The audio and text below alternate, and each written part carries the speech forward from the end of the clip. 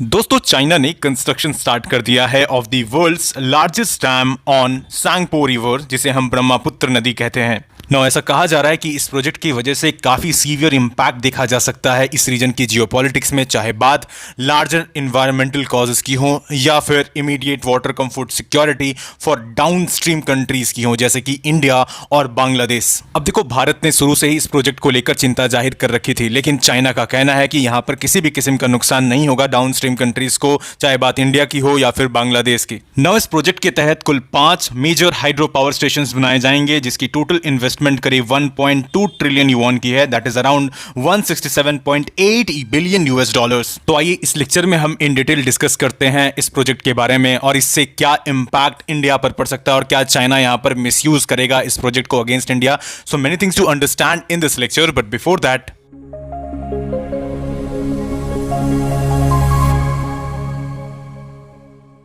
now, before starting this lecture, there is a question for you that which of the following rivers merges with the Dihang River to form Brahmaputra near Sadia town?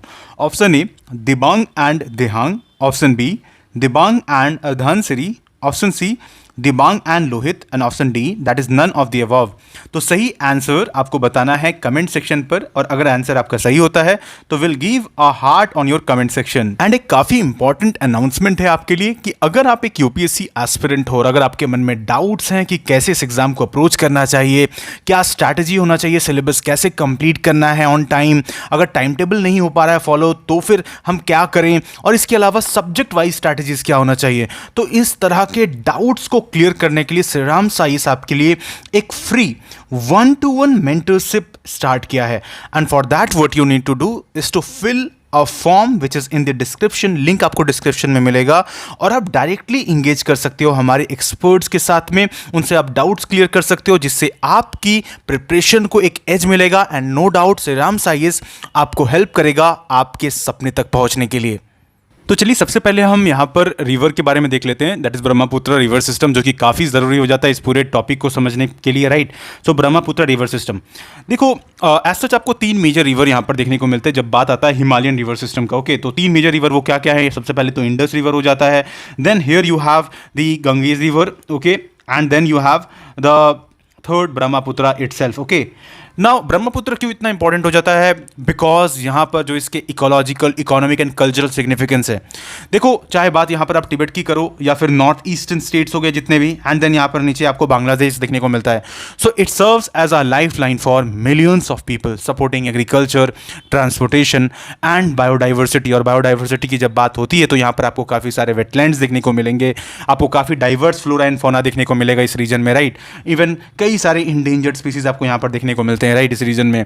और यहाँ पर इस वजह से इस river का role काफ़ी important हो जाता है। इसके अलावा नेशनल पार्क्स है यहाँ पर, I mean wild life sanctuaries देखने को मिलेंगे, जैसे कि काजीरंगा हो गया, मानस हो गया, ये सब कुछ आपको ब्रह्मपुत्र वैली में ही देखने को मिलता है, राइट। तो ये कुछ इंपॉर्टेंट एस्पेक्ट है इस रिवर के बारे में। अब जब हम कुछ इसके बेसिक्स को समझते हैं तो आपको टोटल आपको ये 2900 किलोमीटर लंबा आपको ऐसा ये रिवर देखने को मिलता है, जो ओरिजिनेट होता है यहाँ पर टिबेटियन प्लेट्यू से, राइट, साउथ वेस्टर्न टिबेट में। और इस ग्लेशियर का नाम पूछा जा सकता है एग्जाम में, तो ये चामयुंगडुंग ग्लेशियर है, ये आपको इंपॉर्टेंट हो जाता है एग्जाम के लिए काफ़ी ज़्यादा, राइट। तो ये यहाँ से होते हुए एज सच पूरा आपको आई मीन यहाँ पर सबसे पहले तिब्बत होते हुए देन ये चाइना वाला रीजन यहाँ पर एज सच होते हुए ये एंटर करता है इधर अरुणाचल प्रदेश से, राइट। यहाँ पर दिबांग से ये एंटर करता है, फिर ये लोहित के साथ में यहाँ पर एज सच यहाँ पर लोहित इसकी ट्रिब्यूटरी है, ये मिलती है यहाँ पर। एंड फिर एज सच ये जो इंपॉर्टेंट टाउन है ना, ये इसी से रिलेटेड मैंने आपसे क्वेश्चन पूछा था यहाँ पर, राइट, कि ये जो टाउन है ये कौन सा है, तो this basically this is Sadia town, जो कि इंपॉर्टेंट हो जाता है यहाँ पर, बिल्कुल असम के आसपास यहाँ पर आपको देखने को मिलेगा। एंड फिर ये इधर से एंटर करते हुए ये बांग्लादेश एंटर करता है, जहाँ बांग्लादेश में आपको स्पेसिफिकली कुछ रिवर जैसे कि मेघना हो गई, यहाँ पर फिर पद्मा हो गया, ये यहाँ पर इससे मिलता है। एंड फिर ये मेघना से कहलाया जाता है, एंड देन ये बे ऑफ बंगाल में ड्रेन कर जाता है। तो ये कुछ इसके बेसिक्स के बारे में आपको थोड़ा पता होना चाहिए स्पेसिफिकली, राइट। अब इसके जब हम ट्रिब्यूटरीज के बारे में बात करते हैं तो जैसे लेफ्ट बैंक ट्रिब्यूटरीज के बारे में आपको पता होना चाहिए, जैसे कि लासा रिवर हो गया, न्यांग रिवर हो गया, पार्लुंग जैंगबो रिवर हो गया, लोहित रिवर, धनसिरी रिवर हो गया, कोलोंग रिवर हो गया, ये सब इसके लेफ्ट बैंक ट्रिब्यूटरीज में आते हैं। राइट बैंक ट्रिब्यूटरीज में कौन कौन सी आती हैं, तो अब जैसे कि देख सकते हो कामिंग रिवर हो गया, Manas river, Beki river, Raidak river, ठीक है, Jaldhaka river, Teesta river, right, Subansiri river, ये सब इंपॉर्टेंट रिवर हैं जो कि राइट बैंक ट्रिब्यूटरीज बनाते हैं। अब ये ट्रिब्यूटरीज के ऊपर में आपसे एमसीक्यूज में क्वेश्चन पूछा जा सकता है, राइट, ये इंपॉर्टेंट हो जाता है। अब इसके अलावा और इसका क्या इंपॉर्टेंट एक चीज़ हो जाता है, देखो इसको किन नेम्स से जाना जाता है किस रीजन में। जैसे अगर हम तिब्बत की बात करें, जब हम तिब्बत की बात करते हैं तो इस रिवर को सांगपो कहकर बुलाया जाता है, right, Tsangpo. No what does Tsangpo mean? Tsangpo का मतलब क्या होता है? सांगपो का मतलब होता है the purifier, very important, okay, the purifier, okay, इसको लिख लेना इंपॉर्टेंट हो जाता है ये। इसके अलावा आपको फिर चाइना में यहाँ पर यारलुंग जांगबो कहकर बुलाया जाता है चाइना में इस रिवर को, ठीक है, यारलुंग, ओके, जांगबो रिवर, जांगबो, जांगबो, ओके। सो ये इंपॉर्टेंट हो जाता है। इसके अलावा आपको यहाँ पर असम में ये दिहांग एंड देन दिहांग कहते हैं इनिशियल स्टेज में इसको, एंड देन यहाँ पर आपको सादिया टाउन में जैसे मैंने कहा कि दिहांग और लोहित से ये मिलते हैं, एंड देन आफ्टर ऑल आपको यहाँ पर फिर ब्रह्मपुत्र देखने को मिलता है नेम, राइट। फिर आगे बढ़ोगे आप यहाँ पर तो जमुना रिवर आपको बांग्लादेश में देखने को मिलेगा, एंड फर्दर जब ये पद्मा और मेघना मिलने के बाद मतलब ऐसा मिलने के बाद इसको फर्दर इसको मेघना रिवर ही कहा जाता है इन बांग्लादेश, जब ये ड्रेन कर रहा होता है बे ऑफ बंगाल में। तो ये कुछ नेम्स इसके इंपॉर्टेंट हो जाते हैं, राइट। तो इस रिवर को कई नाम से जाना जाता है अलग अलग जगह पर, this is also very important. चलिए अब हम बात कर लेते हैं चाइना के सांगपो डैम प्रोजेक्ट के बारे में। देखो ये काफ़ी ह्यूमंगस प्रोजेक्ट है चाइना का, और पिछले एक साल से लगातार चाइना इस पॉइंट पर अड़ा हुआ था कि हम बहुत जल्द इसे इनॉग्रेट करेंगे, जिस पर इंडिया ने हमेशा कंसर्न जाहिर किया था। देखो क्योंकि अगर इसे स्टार्ट किया जाता है तो इस रीजन की सेंसिटिविटी के लिए ये बिल्कुल भी ठीक नहीं होगा, चाहे बात इसके इन्वायरमेंटल एस्पेक्ट्स की करो या फिर यहाँ पे रह रहे जो लोग हैं उनकी लिवलीहुड पर भी असर इसका पड़ सकता है। जैसे अगर इन्वायरमेंटल एस्पेक्ट में बात करें, क्योंकि यहाँ पर एक काफ़ी ज़्यादा खतरा हो जाता है, क्योंकि ये जो जोन है ये अर्थक्वेक प्रोन जोन है और यहाँ पर नेचुरल क्लैमिटीज़ का खतरा बहुत ज़्यादा बढ़ जाता है। और यहाँ पर क्योंकि वापस से जो सेंसिटिविटी टेक्टोनिक एक्टिविटीज़ की हैं वो यहाँ पर बढ़ जाएंगी। तो ऑलरेडी हमें पता है कि चाइना इससे पहले भी इस तरह के प्रोजेक्ट पर काम कर चुका है, जो जैसे कि इनका जो 3 गॉर्ज डैम प्रोजेक्ट है, ये ऐसा कहा जाता है एक्सपर्ट्स के द्वारा, कुछ रिपोर्ट्स में ऐसा है कि इसने अर्थ के रोटेशन को स्लो कर दिया था। अब अगेन इससे अगर 3 गुना ज़्यादा बड़ा प्रोजेक्ट पर काम किया जाएगा तो जाहिर सी बात है इसका भी इफेक्ट डिवास्टेटिंग हो सकता है एज सच, राइट। तो जब स्केल एंड इन्वेस्टमेंट की बात करते हैं तो it is world's largest infrastructure project, जैसे मैंने कहा कि it is costing around $137 billion. क्या लोकेशन है? तो देखो अरुणाचल प्रदेश एंटर करने से पहले जो रिवर है जिसे सांगपो रिवर कहा जाता है, ये एक ग्रेट यू बेंड लेता है, राइट। तो यहाँ पर आपका total 5 major hydro power station बनाया जाएगा चाइना के द्वारा। अब यहाँ पर देखो कुछ और चीज़ें हो जाती हैं यहाँ पर, जैसे मैंने कहा कि इनकी जो 3 गॉर्ज डैम है इसकी जो कैपेसिटी ये अराउंड 22.5 मिलियन किलोवाट की है अभी। और दूसरी तरफ में अभी ये जो प्रोजेक्ट है इनका, ये ऐसा कहा जा रहा है it is expected to produce around 60,000 megawatt of electricity, right. तो इस वजह से इसका मतलब चाइना के रेस्पेक्ट में ये काफ़ी इंपॉर्टेंट प्रोजेक्ट माना जा रहा है, क्योंकि चाइना का कहना है कि चाइना का जो एम्बिशन है, चाइना का जो एम है कि वो बहुत जल्द कार्बन न्यूट्रलिटी को अचीव करेगा, उसमें ये इनका एक अहम पहल है, राइट। लेकिन इंडिया का यहाँ पर कंसर्न पहले से था और अभी भी इंडिया इस पर और भी ज़्यादा पॉइंट डेफिनेटली उठाएगा, क्योंकि इससे जाहिर सी बात है इंडिया के नॉर्थ ईस्टर्न स्टेट पर डायरेक्टली असर पड़ सकता है।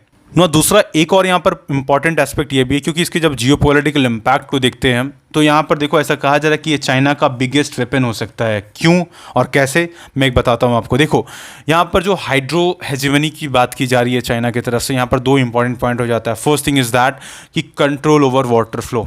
देखो because China's dominance over upper Brahmaputra grants is actually substantial power over down stream countries and enabling it to regulate water availability, right. ये चीज़ हो जाता है। दूसरा चीज़ ये भी है कि by building dams at such high magnitude, okay, तो China here could manipulate the timing and volume of water flow into the Indian specifically states जो कि इंटर करेंगे।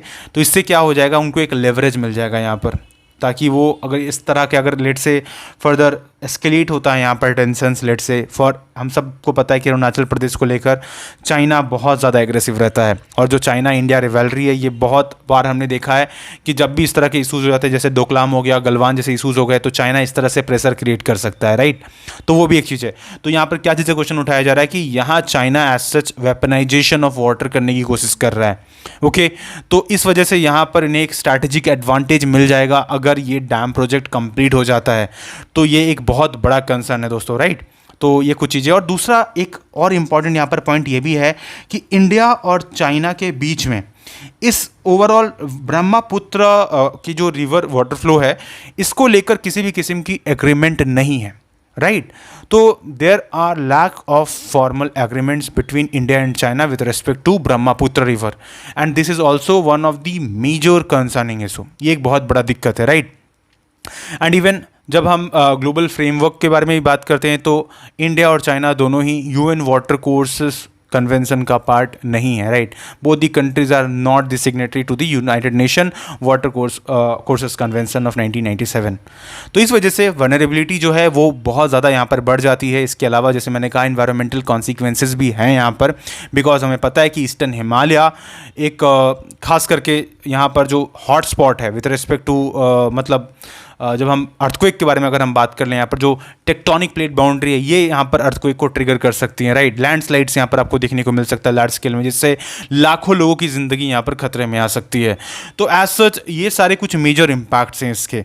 अब ये देखने वाली बात होगी कि इस पर अभी क्या डेवलपमेंट्स आएगा. तो फर्दर इस टॉपिक्स, ये जो टॉपिक है ये न्यूज़ में रहने वाला है, एंड इससे जो भी अपडेट आएगा will definitely come up with updated lectures for you guys. And for that what you need to do is to subscribe Shriram साइयस अगर अभी तक आपने नहीं किया है. मिलते हैं तो हम लोग अगले लेक्चर में. Thank you so much.